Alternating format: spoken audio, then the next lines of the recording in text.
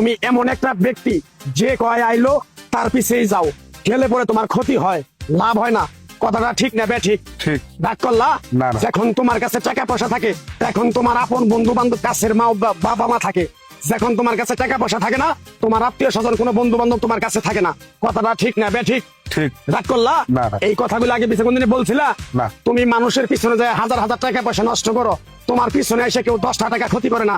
কথাটা ঠিক না ঠিক? ঠিক। আরেকবার কও বিসমিল্লাহ, বিসমিল্লাহ। আরেকবার কও সুবহানাল্লাহ। সুবহানাল্লাহ। বিশ্বাসে বস্তু মিলে তর্কে বহুদূর। তোমার যে কথাগুলো বলছি সত্য বলছি না মিথ্যা বলছি? সত্য। তুমি এমন একটা ব্যক্তি, মানুষের দুঃখ কষ্ট দেখতে পারো না, তার পাশে যাই দাঁড়াও, তারা এসে তোমার পিছন থেকে ক্ষতি করার জন্য ঘুরে। কথাটা ঠিক না ঠিক? ঠিক। রাগ করলা? না। কিছুদিন আগে একটা বিপদে পড়ছিলা, অনেক বন্ধু বান্ধবের কাছে 10, 20, 50 হাজার টাকা হাওলা চাইছো, তারা তো ফোন ধরেই নেই, তোমার সাথে এখন যোগাযোগ বন্ধ করে দিছে। কথাটা ঠিক না ঠিক? ঠিক, ঠিক। রাগ করলা? না, না।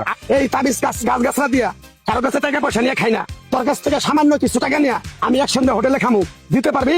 পারবো। পারবি? পারবো। হাইট লাগবো না, তোর মনটা খুবই বড়। কেউ 50 টাকা চাইলে তোর 5,000 টাকা দিয়ে দেস। কথাটা কি করছি বুঝতে পারছ? জি। আরেকবার কবি বিসমিল্লাহ। বিসমিল্লাহ। বিসমিল্লাহ বলার সাথে সাথে তুই আমারে 500 টাকা দিবি, তোর এক টুকরা গাছ দিয়ে যাবো।